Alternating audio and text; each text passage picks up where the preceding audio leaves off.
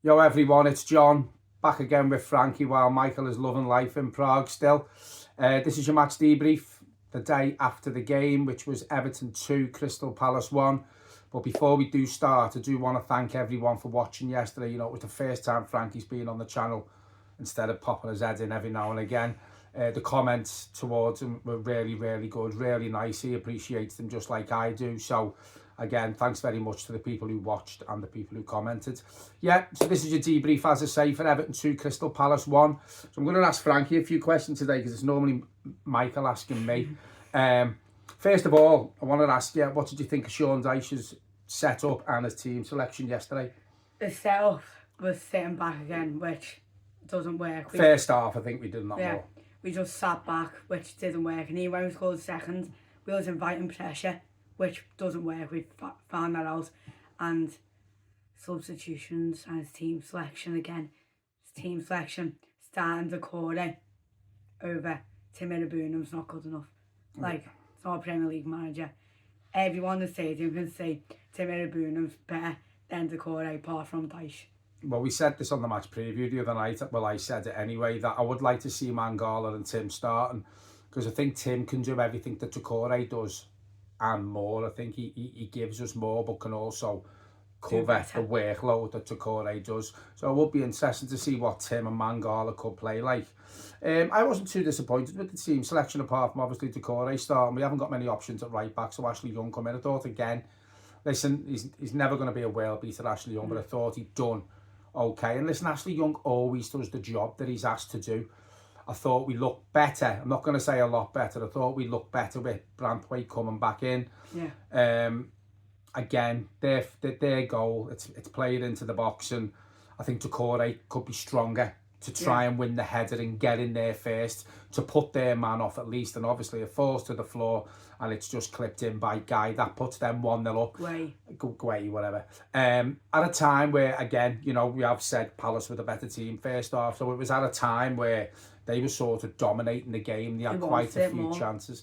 Well, they come out the blocks, didn't they, more? You know, Everton, again, we're up for it from the first whistle, and it's been, you know, this season more so a fault of ours that we haven't come out. And I have said it quite a few times, I'd love to know what gets said to G them players up before they leave that dressing room. Obviously, Everton scored just before half-time. I think it was the 42nd minute. No, 47th after half-time. Sorry, 2 minutes after half-time, the 47th minute. Again, you know, Everton did come out and it was a good time to score. You know, we started to get on top of the game from the first whistle in the second half. And it was a good time to score straight after half-time. It sort of settled us down, I thought. And then we did come into the game. What did you think?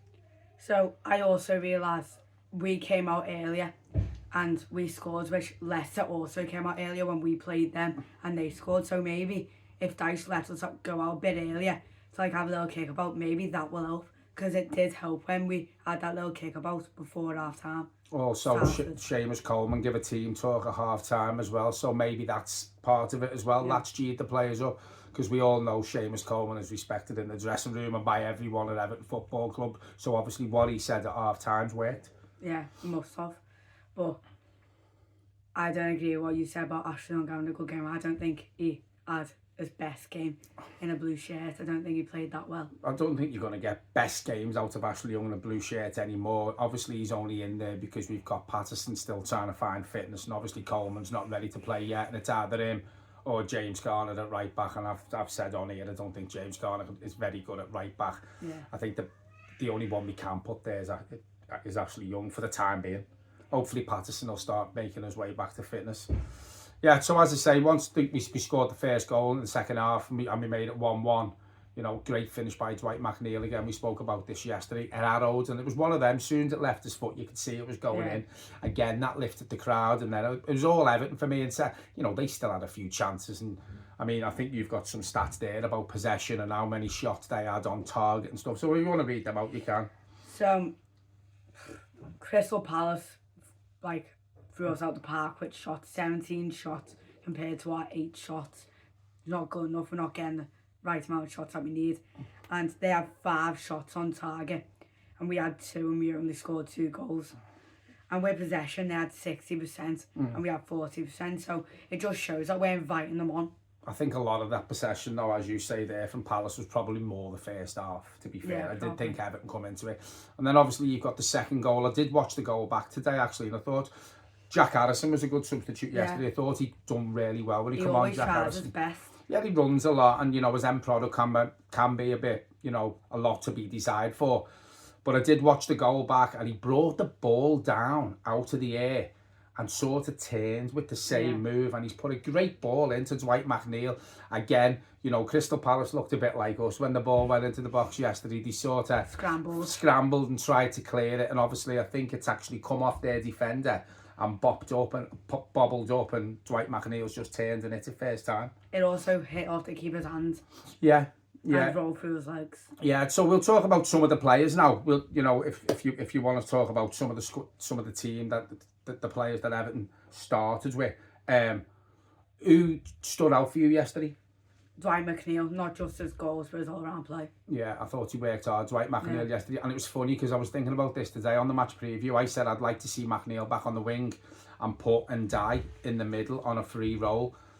Shows what do I know, because Ndiaye was still brilliant for me yesterday, and obviously Dwight McNeil with 2 goals from playing in that position. I think he looks better in the 10 role. Yeah, I think he played there a few times last season. I think there was quite a few people who said that, he does look better there than on the wing, because I think sometimes the likes of Dwight McNeil, even though he's played on the wing for most of his career, I think he still struggles to beat a man and then get the ball in and get behind the opposition's defence as well. He also said after the match that he likes playing behind the striker because he feels like he can do more and be more involved in the game. Yeah. I totally agree with what he said. Yeah, as I said before, I think the defence looked better with Branthwaite, and I say it could have been better because, again, we've conceded a stupid goal where the defence looked all over the shop. I thought, as I said, I don't think Decore was strong enough, and I watched it back before, and as the ball falls to Guy, you got Keane trying to get his leg around him, sort of. Not Keane. Branthwaite, I think it was, trying to get his leg. It might have been Tarkowski, was one of them. Trying to get his leg around him to clear it, and I just didn't think we were strong enough at the back for their goal. I also think Tarkowski had a better game at Branthwaite. Well, and I mean, I've said, again, what do I know? I said in the match preview I would have picked Keane and Branthwaite because I think Tarkowski's been shocking, but as a lot of people pointed out, you included, I think when Tarkowski's playing with Keane, I think he feels like he has to do two people's jobs. So I think that's why we haven't seen the best out of Tarkowski. Wouldn't say he was back to his best yesterday, but I think he looked more settled with Branthwaite next to him. I don't think he's fully fit personally. Well, no, he was injured in pre-season, I don't think he's still fully fit because he got through straight back in, didn't he? But yeah, Branthwaite, we missed him. Yeah, well, it's proven, you know, he's back. We only I know we all say only we conceded again, but we've won the game, which is the 3 points. But Mikalenko done well yesterday.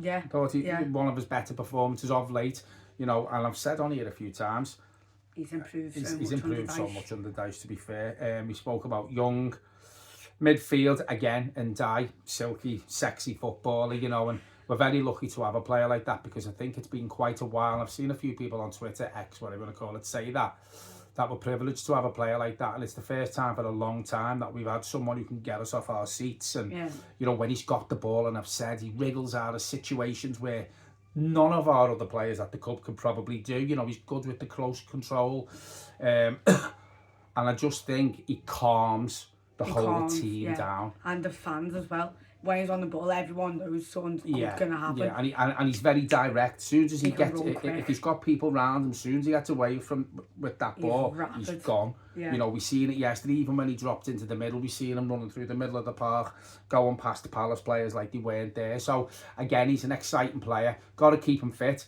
Obviously, I think he completed the 90 minutes yesterday, which I think is the first time he's completed 90 minutes for us in the league. So obviously his fitness is coming. Who else? I'd say Harrison come on. I thought he done well. Lindstrom again. He had an alright game, I reckon. I don't think he done enough because obviously Jack Harrison's come on and played with him. Half time and earlier as well. Decore, again, we spoke about him yesterday. He's, again, as I said, I have no problem if Decore went out the team, and obviously we played Tim and Mangala just to see what they can do. And again, we're talking about Calvert-Lewin again. He doesn't jump. Well, when he jumps, he mistimes it shockingly. You know, he doesn't really time it well enough to see, because of the way Everton play. I don't think it suits him. It doesn't suit him, so you're better to play through the middle to the likes of Calvert-Lewin, let him hold the ball up and then bring the likes of Ndiaye or McNeil into the game, onto him. But when you are playing that high ball to Calvert-Lewin, on the odd chance that he does win it and flick it on, we've got no one there, so then it just comes back to us. And I think that's the way Dyche is playing at the minute. We're sitting back and leaving Lewin up front on his own. Yeah, well, if you're going to play Lewin up front and you're going to play like that, you're playing probably 4-4-2, or as soon as the ball's booted up, have someone running in case he does flick it on and then there's someone there. Anything else to add? What do you think of Mangala? How do you think he played yesterday? I thought he was all right. I think he had a good game against Leicester as well, and I think he followed that on, again, against Crystal Palace. As I said, we did say on here when Mangala was fit, it'd be interesting to see who we come into the team for, and at the minute, it is Tim Ibrahim or whatever he's called, Tim Ibrahim. Yeah, so it looks like he's come in and took his place, and as I say, this is why I have no problem taking Doucouré. For some strange reason, Dyche is sticking with Doucouré the last couple of weeks. He sees something in him that a lot of us don't. But I asked you at the beginning of the video about the team selection and the substitutions and the tactics. I actually thought it was one of his better decisions yesterday and one of his better team selections, apart from obviously Doucouré. The substitutes obviously worked because we won the second half, and obviously playing Dwight McNeil, we're talking about the tactics and where he's going to play in. He come up with 2 goals and give us our first 3 points of the season. Moved us up the league. 15th. 15th. So anything else to add? Do you know what I've realised? In nearly every match this season, we only has one good half. Yeah, I think we've got to be more consistent. You're quite right with what you say there. You know, Aston Villa, we went 2-0 down. We went 2-0 up and then we get beat 3-2. Leicester, we were poor for second half. We were good first half. Yesterday, again, we were poor first half, better second half. So it's all about consistency, and me and Michael have said on here that do the players look tired? I mean, you shouldn't be tired after 6 games, but obviously we all know Dyche Day and he's run them into the ground in pre-season. And I think when you're not getting 2 good halves or a decent half and a really good half, then obviously tiredness is probably creeping in. It shouldn't be after 6 games. So, we've got one more game next week, then we've got an international break. Hopefully he'll give them a couple of days off after that, give them a bit of a rest, even though the professional footballers. But I also want to talk about one more thing. Pickford's kick, and when he's got the ball, he just boots it up to no one, and they go on the attack. So we've spoke about this with Pickford. If everyone, a lot of people label Pickford with these long balls, and he's done it for England. And listen, if it comes off, it's brilliant.